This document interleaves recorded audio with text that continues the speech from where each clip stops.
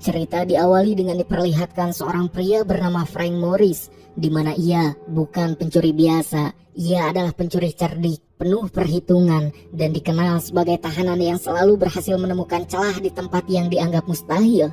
Pun polisi telah menangkap Morris dalam kasus perampokan bank. Ia dijatuhi hukuman penjara seumur hidup dan kini sedang dibawa menuju sebuah tempat yang selama ini hanya dikenal lewat reputasi kelamnya, yaitu penjara Alcatraz. Alcatraz bukan sekadar bangunan tahanan. Ia dibangun di atas sebuah pulau kecil yang terisolasi di tengah laut.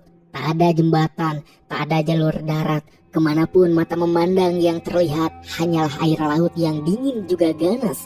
Artinya sederhana, sekalipun seorang tahanan berhasil menjebol sel, menipu penjaga dan keluar dari gedung utama, ia tetap tak bisa melarikan diri karena satu-satunya jalan keluar adalah menyeberangi laut. Karena alasan inilah Alcatraz menyandang status sebagai penjara paling aman di dunia, tempat di mana hanya penjahat kelas atas, kriminal paling berbahaya dan tahanan yang dianggap tidak punya harapan dikirim untuk menghabiskan sisa hidup mereka. Namun tanpa disadari siapapun, hari itu sejarah Alcatraz mulai bergeser karena yang baru saja tiba adalah seorang pria yang sebelumnya sudah berkali-kali berhasil kabur dari penjara lain, yaitu Frank Morris.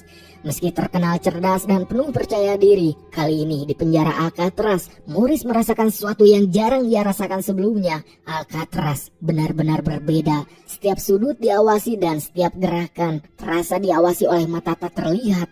Namun satu hal yang pasti, Morris sama sekali tak berniat menghabiskan seluruh hidupnya di sini.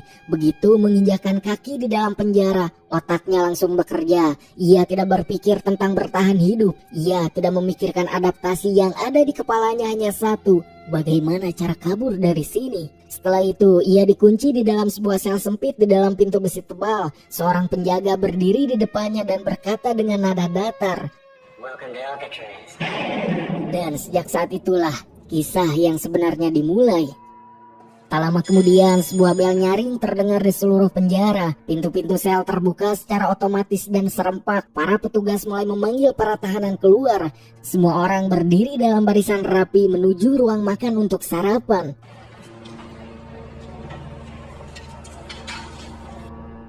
Di depan Morris ada seorang tahanan bernama Litmus, di mana saat akan makan, Morris menyadari sesuatu yang janggal. Ia tak mendapatkan garpu, sehingga ia kebingungan memikirkan bagaimana caranya memakan mie tersebut. Litmus menanggapi situasi itu dengan sikap dingin dan tak ramah, seolah mengingatkan bahwa tempat itu bukanlah milik Morris, dan apapun yang diterima harus diterima tanpa banyak bicara, sebab di tempat ini segala bentuk protes hanya akan memperburuk keadaan. Tiba-tiba suasana berubah. Seorang tahanan bernama Wolf mulai mengejek Morris dari kejauhan. Wolf bukan tahanan biasa. Ia dikenal sebagai salah satu tahanan paling berbahaya di Alcatraz, di mana setiap orang pun di penjara ini sudah muak dengan Wolf, dan ia memiliki banyak kasus pemerkosaan juga kekerasan. Serta di penjara ini setiap tahanan membawa bahaya masing-masing, dan Wolf adalah salah satu yang paling ditakuti. Saat suasana kembali tenang, Litmus meminta sedikit makanan dari Morris. Tanpa banyak bicara, Morris memberikan piringnya. Namun ketika ia melihat ke bawah meja, ia menyadari sesuatu yang tak terduga, di mana Litmus tak memakan makanannya sendiri. Makanan itu ia berikan kepada seekor tikus yang bersembunyi di bawah meja. Malam harinya, seorang penjaga datang dan membawa Morris menghadap Warden, sang kepala penjara Alcatraz. Saat Morris tiba di kantor Warden, Morris langsung dinilai sebagai orang cerdas. Namun, kecerdasan itu dianggap tidak berarti di tempat tersebut. Warden menegaskan bahwa banyak tahanan sepertinya pernah datang dan tak satu pun berhasil keluar. Warden pun menjelaskan aturan penjara dengan nada mengancam bahwa para tahanan hanya diizinkan menerima kunjungan sekali dalam 2 bulan. Itu pun bergantung pada kehendak Warden. Alcatraz burglaries and robbery. Alcatraz was built. Mendengar hal itu, Morris pun bersikap patuh di hadapan Warden. Namun kenyataannya, sejak hari pertama berada di penjara itu, rencana pelarian sudah mulai terbentuk di pikirannya. Saat melihat kesempatan, Morris mencuri pemotong kuku milik Warden. Begitu kembali ke sel, ia menyembunyikan pemotong kuku itu di dalam Alkitab. Keesokan harinya di kamar mandi, Wolf sang penguasa penjara mendatangi Morris untuk mengucapkan selamat datang yang artinya memberitahu Morris jika dirinya adalah sang penguasa penjara. Namun bukannya takut atau menghindar, Morris justru menangkap Wolf dan malah balik memberikan sebuah hadiah. Tak lama kemudian, Morris dipindahkan dan diberi pekerjaan di perpustakaan penjara. Di sanalah ia bertemu dengan seorang pria tua bernama Inglis. Inglis sendiri adalah tahanan senior yang dijatuhi hukuman seumur hidup karena telah mempateni 2 orang, di mana karena itu setengah hidupnya kini telah terkubur di Alcatraz. Inglis pun mengenal setiap sudut penjara. Ia tahu jalur patroli, ia tahu kebiasaan penjara, bahkan ia juga tahu tentang perkelahian Morris dan Wolf yang terjadi. Tanpa banyak bicara, Inglis memberikan beberapa buku kepada Morris dan memintanya mengantarkannya ke sel-sel tahanan lain, yang tentu saja hal itu dimanfaatkan dengan baik oleh Morris untuk menjadi akses pengamatan awal dari rencananya. Scene pun beralih ke area terbuka penjara Alcatraz. Di sana para tahanan menghabiskan waktu dengan berbagai aktivitas. Di tempat itulah Morris bertemu Doc. Doc adalah pria parubaya yang memiliki kepribadian polos, sopan, dan berbeda dari kebanyakan tahanan lain. Yang mana Doc menghabiskan hampir seluruh waktunya di penjara dengan melukis. Sebab baginya, lukisan adalah satu-satunya cara untuk bertahan hidup di penjara yang telah mengurung setengah hidupnya. Di mana Morris memperhatikan sebuah lukisan di depan Doc. Ada sebuah bunga di sana. Ia pun kemudian bertanya, What's that flower? I can't back up. Their flowers will share that. Tak lama kemudian, Morris melihat ke atas. Di sana Inglis sedang duduk dikelilingi beberapa anak buahnya, di mana ternyata Inglis merupakan pemimpin tahanan orang-orang kulit hitam. Morris kemudian berjalan ke arah Inglis, yang tentu saja anak buah Inglis langsung menahan langkah Morris. Namun Inglis memberi isyarat supaya para bawahannya membiarkan Morris duduk di sampingnya. Di mana tanpa basa-basi Morris langsung mengatakan tujuannya, yaitu meminta bantuan Inglis untuk membantunya kabur. Tetapi mendengar itu Inglis malah tertawa getir dan kemudian berkata, No one's ever made it. Giants have one hack for every 7 cons. Inglis kemudian menjelaskan panjang lebar mengenai penjara Alcatraz, di mana menurut Inglis penjara Alcatraz sangat jauh berbeda dengan penjara-penjara lain, sebab dinding penjara didesain tinggi dengan para penjaga bersenjata yang siap menderedet mereka tanpa ampun. Bahkan jika dengan keajaiban datang kepada Morris yang berhasil melewati dinding penjara, laut akan menunggu dan siap melahap mereka yang mencoba kabur. Untuk itu Inglis menyarankan Morris untuk berhenti bermimpi bisa kabur dan menjalani hukuman dengan tenang sampai sisa hidup Morris. Mendengar ucapan Inglis yang bukan mengadi-ngadi, yang hal itu adalah pengalaman orang-orang yang mencoba kabur sebelumnya, Morris malah tak bergeming, sebab tekad di dalam hatinya sudah bulat jika dirinya pasti menemukan celah yang bisa ia manfaatkan. Malam harinya seorang petugas datang memberitahu Morris bahwa mulai besok Morris akan bekerja sebagai tukang kayu dengan upah 50 sen per jam. Tanpa ragu Morris langsung menyetujuinya, sebab di benaknya pekerjaan itu bukan sekadar kerja, melainkan sebuah kesempatan. Keesokan harinya, Morris yang penasaran bagaimana Doc bisa menemukan seekor tikus kemudian bertanya kepada Litmus tentang hal tersebut. Mendengar hal itu, Litmus menjawab jika di setiap sel terdapat sebuah ventilasi udara kecil yang bisa dilalui para tikus dan binatang kecil lainnya untuk sampai ke atap. Yang tentu saja itu bukanlah sekadar informasi biasa bagi Morris, melainkan celah yang selama ini dirinya cari. Hingga tak lama Doc memperingatkan Morris mengenai Wolf yang kini berjalan ke arah Morris. Belum sempat Morris bereaksi, Wolf sudah menyerangnya dengan pisau. Namun Morris yang sudah menduga jika Wolf akan menyerangnya, dengan cerdik melilitkan mantelnya untuk menahan serangan Wolf, dan perkelahian pun terjadi. Ketika seorang penjaga datang melerai, Wolf justru menyerangnya, membuat situasi berubah menjadi kacau. Para penjaga menara pengawas pun mulai menembak untuk menghentikan kekacauan. Melihat hal itu membuat Morris kini sadar jika dirinya melupakan penjaga menara yang dibekali senjata, di mana kecerobohan itu hampir membuat rencana pelarian yang telah ia susun malah membawanya kepada kematian. Tapi hal itu malah membuat Morris lega dan kembali mulai memperhatikan setiap detail penjara dengan lebih serius, supaya rencana yang telah ia susun tak ada kesalahan sedikit pun.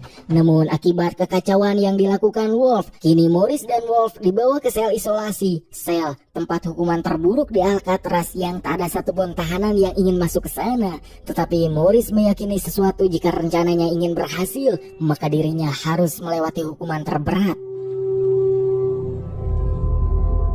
Singkatnya, 2 minggu kemudian Morris dipindahkan kembali ke selnya, di mana begitu kembali, Litmus mengirimkan pesan melalui tikus peliharaannya. Tulisan kecil itu berbunyi,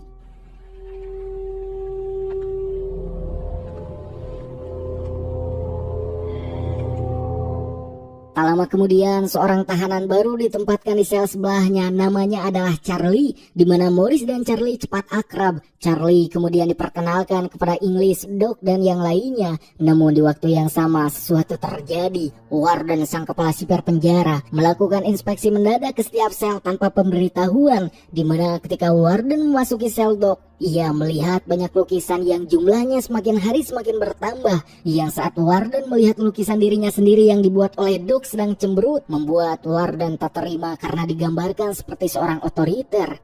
Keesokan harinya, Warden memerintahkan semua lukisan Doc dibuang. Keputusan ini pun menghancurkan Doc, karena lukisan-lukisan itu adalah satu-satunya alasan ia masih bertahan hidup. Morris yang melihat Doc yang biasanya ceria mencoba menenangkannya, tetapi kini Doc seolah sudah sangat berbeda. Seolah semua kebahagiaan Doc sudah hilang sepenuhnya hingga saat Doc dan Morris kembali bekerja di tempat kayu. Tanpa berkata apapun, Doc memasukkan sesuatu ke saku Morris yang tak lama kemudian Doc berteriak memanggil penjaga, dan kemudian Doc dengan sangat nekat menggelencangkan jari-jarinya.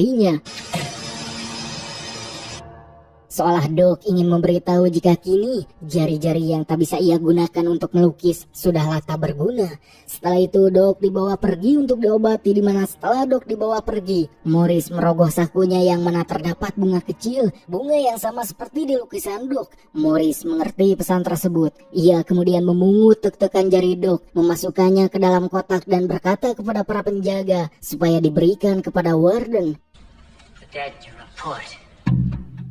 Keesokan harinya, saat sedang duduk di selnya, Morris melihat seekor kecoa masuk ke ventilasi udara, dan disitulah ia menyadari mengenai perkataan Litmus mengenai lubang ventilasi yang tak lain adalah jalan keluar. Singkatnya, saat di ruang makan, Morris bertemu dengan tahanan baru, yaitu 2 bersaudara John dan June, yang ternyata keduanya adalah mantan anggota geng Morris di penjara lain, di mana Morris mengetahui jika keduanya memiliki kecerdasan yang sama tajam dengannya, membuat Morris merasa jika dengan kehadiran John dan June akan membuat rencana pelarian mulai terasa mungkin.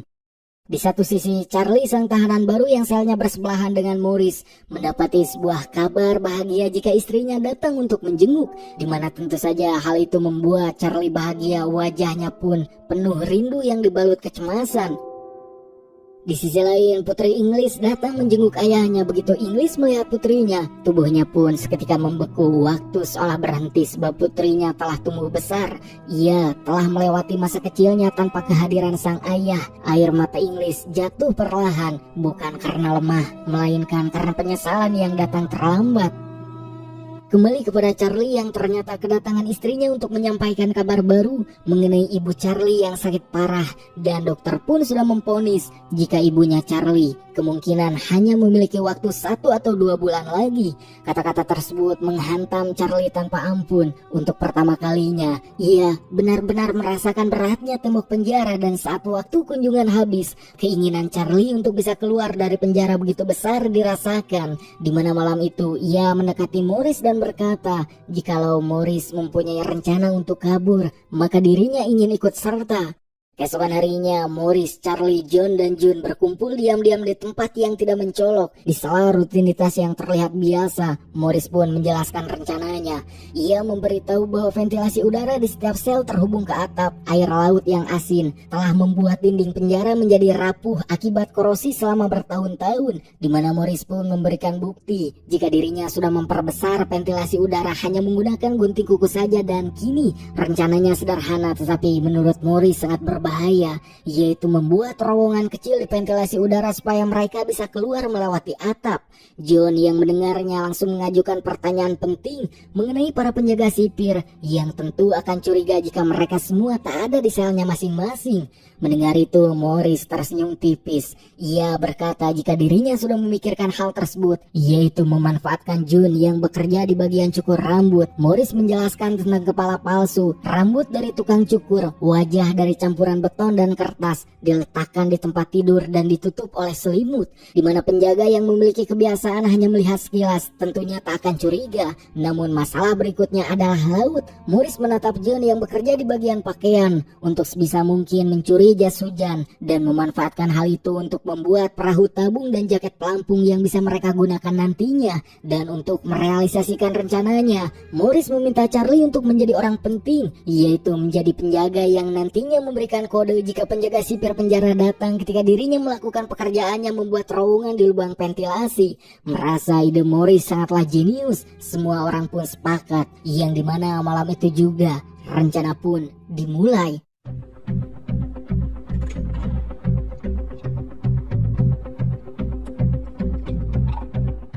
Tetapi masalah kembali dialami Morris sebab pemotong kuku yang digunakan sebagai alat menggali terowongan terlalu kecil, yang karena itu tangan Morris terluka walaupun lubang terowongan perlahan terbentuk. Tetapi Morris yang jenius tentu berpikir cara lain yang lebih efisien, yang saat di ruang makan Morris menatap sendok di tangannya. Sebuah ide pun muncul. Ia mengotori sendoknya untuk meminta penukaran sendok lain, yang karena hal itu seolah biasa para penjaga pun tak curiga dengan hal tersebut. Tetapi yang sebenarnya Morris mencuri 2 sendok untuk ia gunakan sebagai alat penggali terowongan. Di malam hari dengan korek api dari litmus, Morris mematahkan sendok, mengalasnya dengan pegangan pemotong kuku dan membuat alat penggali yang jauh lebih tajam. Yang mana setiap malam mereka bekerja menggali sedikit demi sedikit dengan Charlie sebagai penjaga. Namun suatu malam saat Morris sedang melakukan aksi menggalinya, Charlie malah kebobohan hingga tiba-tiba penjaga datang. Untungnya Inglis muncul tepat waktu untuk mengalihkan perhatian dan memberikan waktu bagi Morris untuk menutup lubang ventilasi. Dan saat penjaga melewati sel Morris, Morris berpura-pura berbaring dan berpura-pura sudah tidur.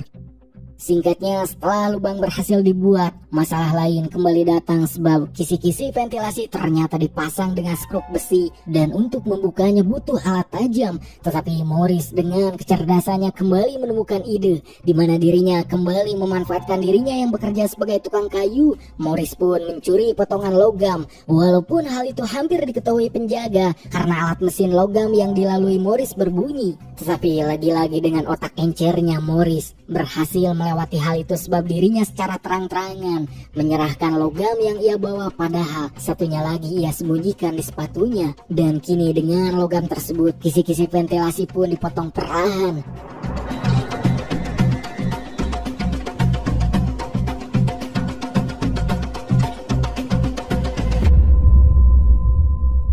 Tahap berikutnya yaitu kepala palsu sebagai pengalihan perhatian, di mana Charlie meminta cat, John mengumpulkan rambut, Jun mengumpulkan buku bekas, Morris mencampur beton dan kertas. Kepala palsu itu pun terlihat nyata, bahkan terlalu nyata. Morris juga membuat karton palsu untuk menutup lubang ventilasi, di mana suatu malam Morris naik sendiri ke atap untuk membuktikan sendiri rencananya. Saat berhasil memanjat pipa dan melewati lubang ventilasi, sebuah masalah kembali muncul sebab lubang besi yang menjadi jalan keluar tak bisa dijangkau Morris sendirian, yang di saat bersamaan petugas penjara hampir memergoki kepala palsu di sel Morris.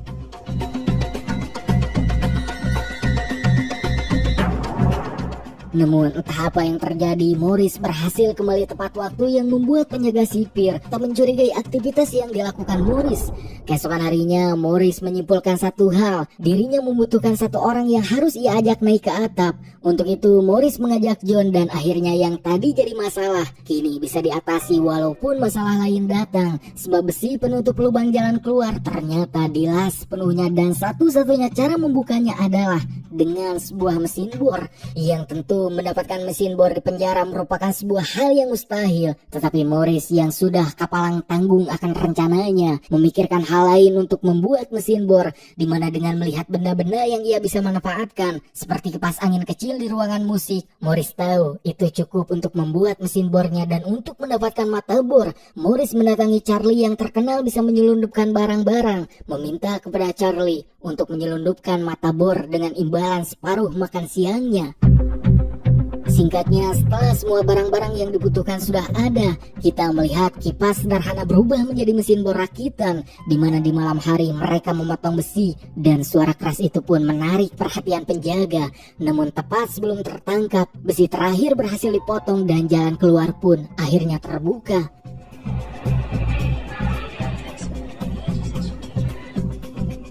Pagi itu, Morris mendengarkan Doc meninggal karena lukanya, di mana sebagai ucapan belasungkawa, Morris meletakkan bunga pemberian Doc di meja. Namun Warden yang melihatnya dengan sengaja meremas bunga tersebut sambil berkata kasar mengenai Doc. Mendengar itu, Litmus langsung marah dan mencoba menyerang Warden, namun Litmus malah terkena serangan jantung yang seketika membuatnya meninggoy.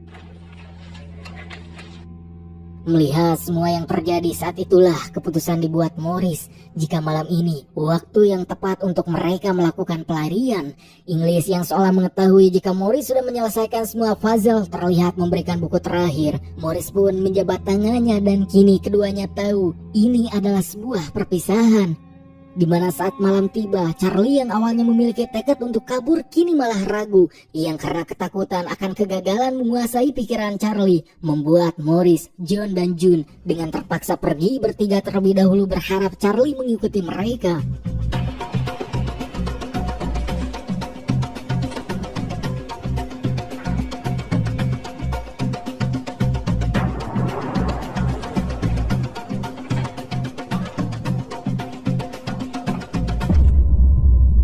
Singkatnya, mereka bertiga kini sudah keluar dari ventilasi. Mereka sempat menunggu Charlie, namun sayangnya Charlie tak datang dan memutuskan untuk tinggal di penjara. Morris yang tak memiliki waktu banyak kini pergi meninggalkan Charlie, mengendap-endap menyelinap dari lampu sorot hingga akhirnya ketiganya sampai di tepi laut.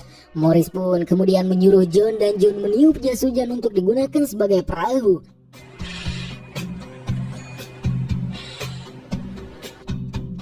Dan malam itu, Alcatraz yang terkenal tak ada satupun napi yang bisa kabur. Akhirnya hal itu runtuh.